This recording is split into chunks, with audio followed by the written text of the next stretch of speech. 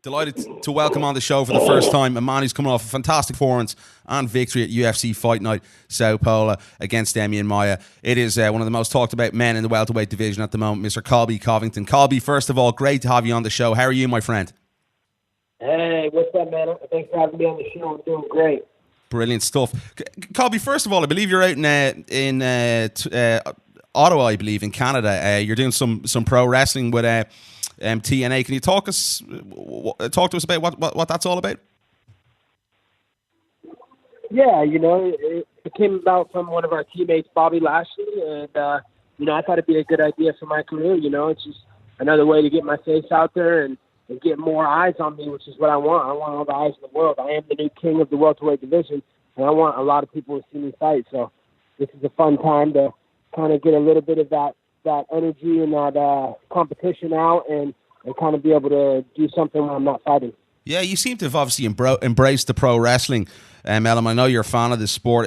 Is that something that you've taken into, obviously, your trash talk? You're a guy who plays the game very well outside of the octagon. Is that something that you've embraced and something maybe you can even learn a little thing or two from promoting yourself and selling yourself as a fighter? Yeah, absolutely, man. This is the sport of fighting is a lot like pro wrestling, and you got to sell your fights. You got to promote. Some of these fighters, they think you can just show up and you can just fight. No, you don't just show up and fight. You got to promote. When you're not fighting, you have to be promoting. You have to be, getting your face out there, letting more eyes be drawn to you for your fight. So, these guys, they just don't get the game, man. I get the game, man. I know what I'm doing. Is it something you enjoy doing? Oh, dude, I love it, man. This is a dream come true. Ever since I was a little kid, man, this is exactly what I dreamed of, taking over the world and making people mad at me for it. Definitely. You did an interview yesterday I saw with Josh Matthews, and a lot of people are going to go, because Josh is obviously, he works with TNA, he's a wrestling commentator. Was that the genuine article, that interview you did yesterday? Yeah, no, that was a genuine article, man. Me and Josh had a good chat. We're talking about Tyron Woodley, man. He's scared, man. He's running for me. He's making all these things up to the media that he wants to fight me, but he didn't want to fight me, man. I'm the number one contender in the world. He needs to fight the number one contender, but he's running scared. He doesn't want to tell the world the real reason he doesn't want to fight me, because I will expose him just like I did in the gym. What exactly happened in the gym? You didn't really get into too much detail with Ariel when he was on with you, and with Ariel, was it a case where he felt like you felt like you broke him? Oh, it wasn't a case where I felt like I broke him. I know I broke him. We were supposed to spar 5 rounds that day. And first round, I came up, just beat him up, put him up against the cage, worked the body. Second round, he was broken, didn't even want to move really, just beating him up, taking him down, put him in mount, was about to submit him, and the coach was like, oh, stand back up, let's go back to feet. I was like, okay, let's go back to feet. And then he didn't want any more. He's like, no, I'm done for the day. I'm like, no, we're supposed to spar 5 rounds, Tyron. We're going to spar 5 rounds. And he's like, no, I'm done for the day. This is it, man. I'm like, what the fuck, man? I was pissed because I was trying to get my training, and he's wasting my time. So he's a waste of my time. He's a joke of my time. I'm about to take my belt soon. Have the UFC said, Anthony, obviously the comments you made in Brazil, there was a lot made of that. Now that the dust has settled on that performance and that victory, have they reprimanded you or anything? There was obviously initial talks that they were going to do something to you for what you said in Brazil. I do whatever I want to do. No one controls me. So if they think they're going to try and control Colby at Chaos Covington, they got another thing coming. I do what I want. I'm the new king of the UFC. I run this place now. I spoke with Duke Rufus, who's obviously Tyrant's more or less head coach at the moment, the last couple of fight camps, 2 or 3 fight camps. He said, he's not sure what Tyrant's going to do next. Maybe he'll sit out and wait for GSP and Bisping to play out. Now that that's played out and GSP is obviously the champion, do you think maybe Tyrant's going to go after that instead of maybe looking at a fight with you? Is that what you think he wants to do?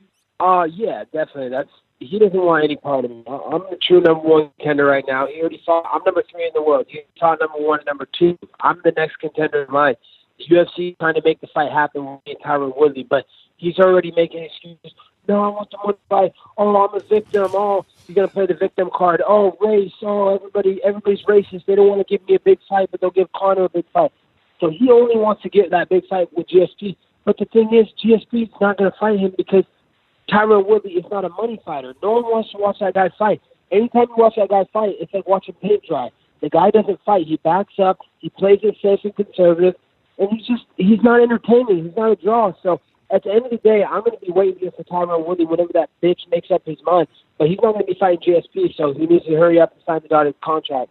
Yeah, interesting. UFC put out a press release to us there a few minutes ago that George is actually going to be holding a press conference tomorrow, a media call tomorrow. There's a lot of rumours obviously going on around what he's going to do with that middleweight belt. Freddie Roach, obviously one of his boxing coach, said that he doesn't really feel as though George should compete again at 185. What did you think of George's performance first and foremost? Obviously against Michael Bisping. I know you're at the card. He's obviously, a legendary 170. Or is that something that might interest you as well down the line? Yeah, definitely. That's the fight I'm looking at. I'm a draw now. People want to see me fight, whether they want to see me lose or whether they want to see me win. They still want to see me fight. So if they think George St Pierre can come down and mess with Colby Covington, they got another thing coming because that guy's old, man. He's past his time. He had his prime. He was a great welterweight, one of the best to ever do it. He's great, but I am the greatest now. So if he comes down to welterweight, I'm going to send St Pierre into retirement for good. What is it for you? Is it about the big fights, or is it about maybe getting your hands on the belt first? Is that what you want to do? Yes. It doesn't matter to me. I just want the big fights, man. The UFC knows that I accept every fight that comes to me. I'm always looking for the biggest fights, the hardest challenges. No one wanted to go fight Damian Maia in his backyard of Sao Paulo, Brazil, where the judges might be crooked and the whole crowd's behind him. But I fucking raised my hand and said, no, I want this fight in his backyard. I want to go back there. I want to prove all the doubters around, the people that don't believe in me.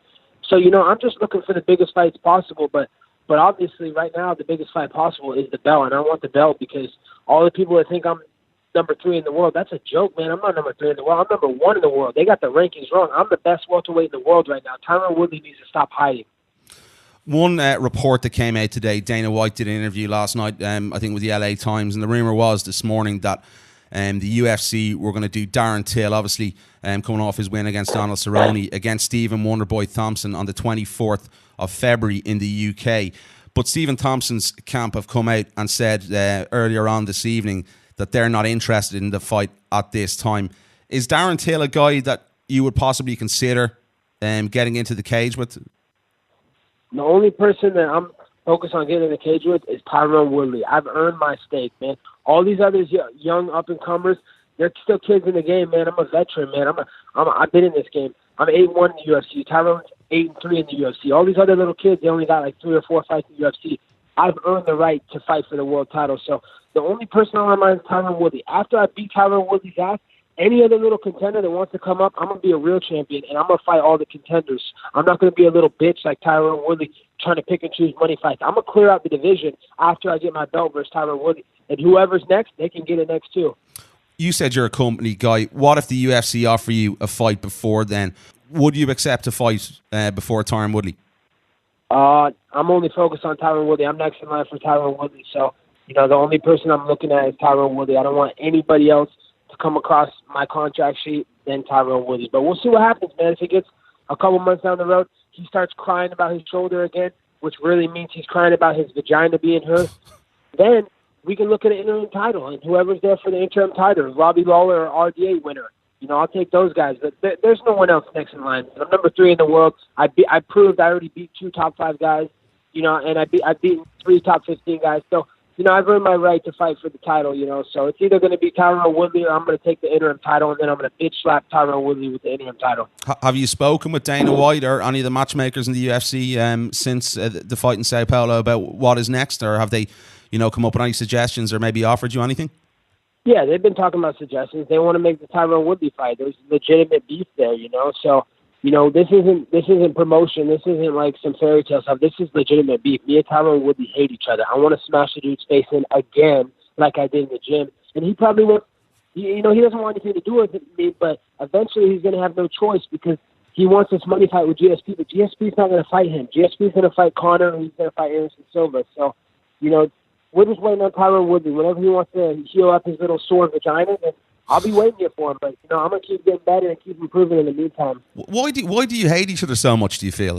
Has there been a reason? Was there a specific moment? Is it that that moment in training where you felt you broke him? Where does this stem from? The hatred that you say you have for one another? Just the disrespect, man. Like it was when I first started in my career. I was like 2-0, 3-0. Early in my career. Didn't really, no one knew who I was yet. And Tyron Woodley was already this established contender, and I'm helping him out. I'm helping him train for these big fights. I'm doing him a favor. And just the disrespect that he showed towards me because I was whooping his ass, like, he didn't want to give me any attention. He wanted to act like he didn't know me and big ball me when I saw him at the UFC event. I'm like, bro, I just was whooping your ass in the gym last week. You can claim all this fairy tale shit like you're the best in the world, but the true best in the world is me, man. These are fairy tale rankings. These rankings don't hold no value to me, man. Like, just because you have a belt, that's a paper champ, man. I'm the real champ, man. I beat your ass. So, the disrespect is where it all stems from, man. The guy's a fake, he's a phony, and he's always pulling his victim card. Oh, everybody's racist because he sucks, So, I'm just ready to finish his career, man, and let everybody know I'm the king now, and I ain't going nowhere for a long time. You're the type of guy who plays fire with fire. You come back with verbal onslaughts if someone comes after you. Is that why you call him Tyrone instead of Tyron? To get under the skin? Tyron Woodley, man, that guy's a fucking phony-ass fake bitch, man. Tyrone, where you at? When would you like to get back in there? Obviously, you had a tough fight against Demian Maia. 5 rounds, obviously, if it is going to happen. What timeline? Is it that St. Louis card? Obviously, I think Tyron said he's going to be out till after Christmas. You thought that was a tough fight with Demian Maia? I was ready to go next week, man. I beat the shit out of Demian Maia. Way worse. 10 times worse than Tyron Woodley did. And I did it in 3 rounds. Tyron took 5 rounds. So I'm ready to go right now, man. I was ready to go last week in New York, man. If Tyron would have signed the contract with New York, we could have went. But, whenever Tyron's badge heals up, I'm ready to go right away, man. I'm a gamer. I stay ready. I love this. I'm dedicated to this sport 360 days a year. So, I'm a gamer, man. I'm ready to go right away. Well, definitely. It's a fight I look forward to. If it happens, let's see what happens next for you, and I think it will be an excellent matchup. Colby, listen, I do appreciate the time. I know you're a busy man out there in Ottawa this week. Do appreciate you stopping by on the show. Look forward to speaking to you again, my friend. All right, my friend. Good talking with you. I'll talk to you soon.